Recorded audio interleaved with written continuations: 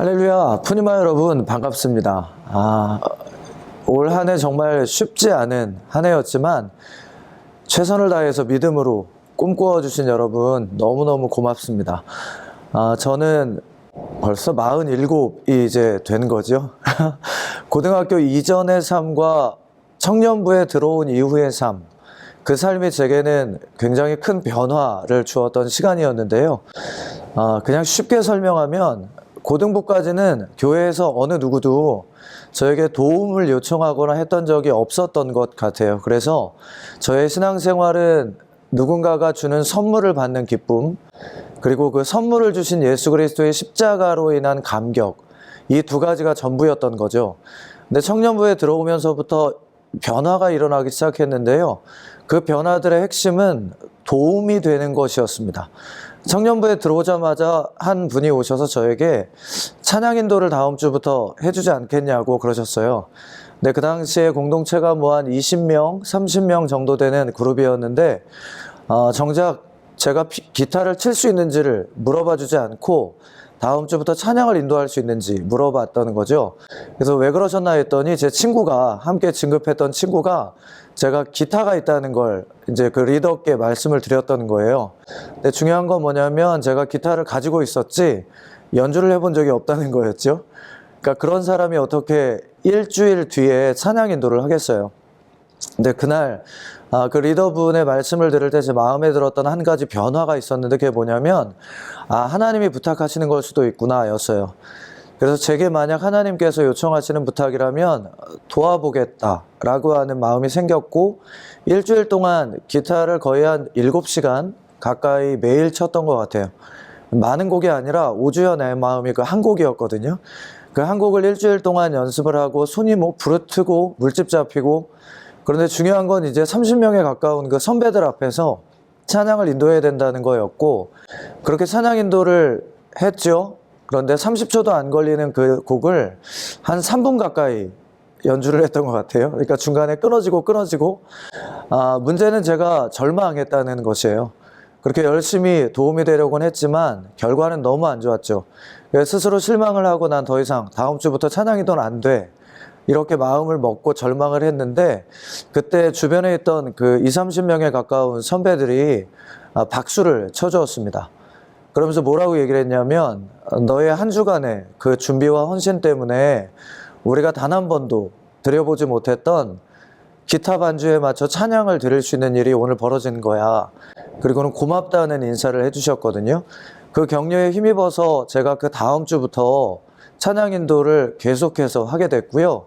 여러분들이 아시듯이 그럴 수 없을 것 같은 사람이 27년 가까이 찬양을 인도하는 인도자로 사역을 하게 되었습니다. 그뿐만이 아니죠.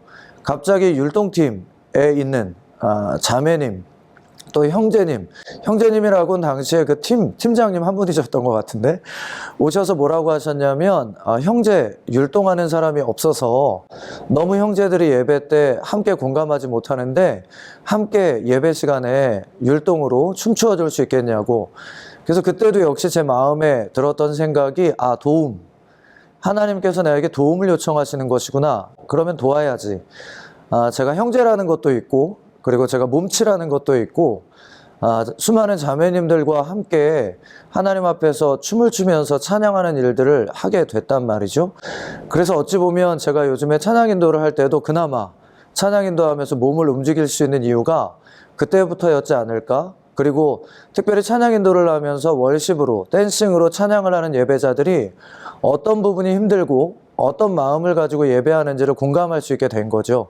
그래서 그분들의 마음을 함께 생각하면서 찬양을 인도할 수 있는 제가 된 것을 또 발견하게 되는 거예요. 그리고 났더니 또 도움 요청이 들어와요. 선교 가자는 거죠. 그러니까 단 한 번도 선교에 대한 비전을 가져본 적이 없는 제가 선교팀에 찬양 인도자가 없다는 것 때문에 한 달 앞두고 콜링을 받습니다. 그러니까 여러분이 월드미션을 가보셔서 알겠지만 적어도 단기 선교를 준비하는 건 많은 시간이 필요하거든요. 그런데 특혜를 받은 거죠. 훈련도 제대로 받지 못했는데 한 달 동안 준비해서 함께 동행해 달라는 거였어요. 돕기 위해서 갔습니다.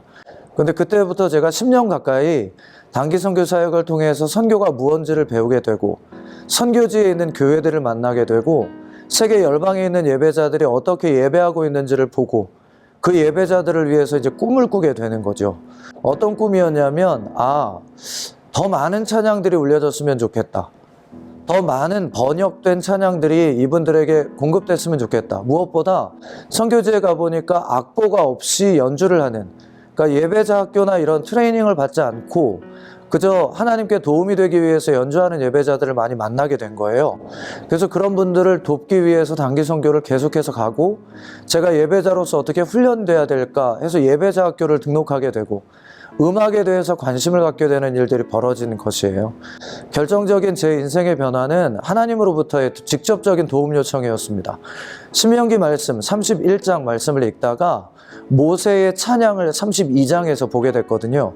그런데 하나님이 모세에게 뭘 부탁하셨냐면, 모세야, 내가 너에게 주었던 모든 말들을 노래로 좀 만들어주지 않겠니?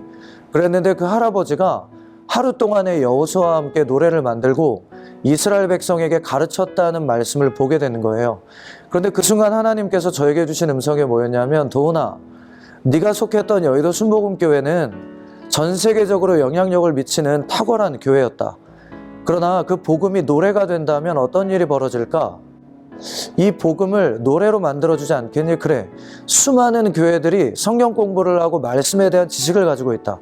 그러나 왜 유독 여의도 순복음교회의 복음이 온 세계에 그런 하나님의 영광을 나타냈을까?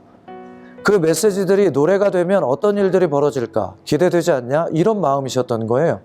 그래서 한 번도 음악을 전공해보지 않았던 제가 이제 크리스마스 때마다 이상한 일을 하기 시작합니다. 그건 1년 동안 제가 원로 목사님을 통해서 들었던 메시지들을 노래로 만드는 작업들을 하기 시작해 본 거였어요. 그래서 여러분들이 알고 계시는 성령님 인정합니다는 성령 충만의 복음을 노래로 만드는 것이죠. 보혈을 지나라는 이 노래는 구원의 복음을 노래로 만든 거거든요. 주가 거기 계심으로라고 하는 찬양은 천국의 복음, 오중복음의 5번째 복음을 이야기하는 것이었고, 그래서 제가 작곡했던 곡들을 여러분들이 가만히 보시면 다른 어떤 교회에서 공감하기도 쉽지 않은, 그러나 여의도 순복음교회 성도들이라면 누구나 당연하게 누려지는 그런 복음들을 노래로 만드는 작업들을 시작을 했고, 그 꿈이 이제 47이 됐는데요. 이제 13년 남았습니다. 60살이 될 때까지 1000곡의 복음을 기반으로 한 노래를 만들고 그 노래가 전 세계에 울려지게 하는 거거든요. 그래서 지금 제가 하고 있는 작업은 지금까지 작업한 한 650곡 정도 곡이 있는데, 그 곡들을 이제 음반으로 만드는 거, 음원으로 녹음을 하고, 그 녹음된 음원들 가운데 도움을 요청하는 곡들은 이제 여러 가지 언어들로 작업을 하기 위해서 혼자 꿈을 꾸고 또 준비하고 있는 것이죠. 제 삶에 일어난 변화는 간단한 것이었습니다. 그것은 뭐냐면 하나님께 도움이 되겠다는 것이었어요. 푸니마 여러분, 여러분이 지금까지 걸어온 신앙생활은 내가 주님으로부터 받는 어떤 기도의 응답이나 선물에 집중됐을 수도 있어요. 아니면 십자가 은혜로 인한 감격일 수도 있죠. 그러나 그 다음 단계가 중요해요. 저희가 남은 생에 한 가지에 올인하기를 원합니다. 이제 예수 그리스도를 위해 내 삶을 선물로 드리는 것이에요. 그렇게 교회의 필요와 도움을, 하나님의 도움 요청을 순종하고 나가다 보면 여러분들은 꿈을 넘어서는 비전을 보게 될 것입니다. 그런 놀라운 변화들이 2021년 코로나를 이기는 꿈이 되기를 예수님의 이름으로 부탁을 드립니다. 사랑합니다. 함께 계속 꿈꾸기 원합니다. 감사합니다.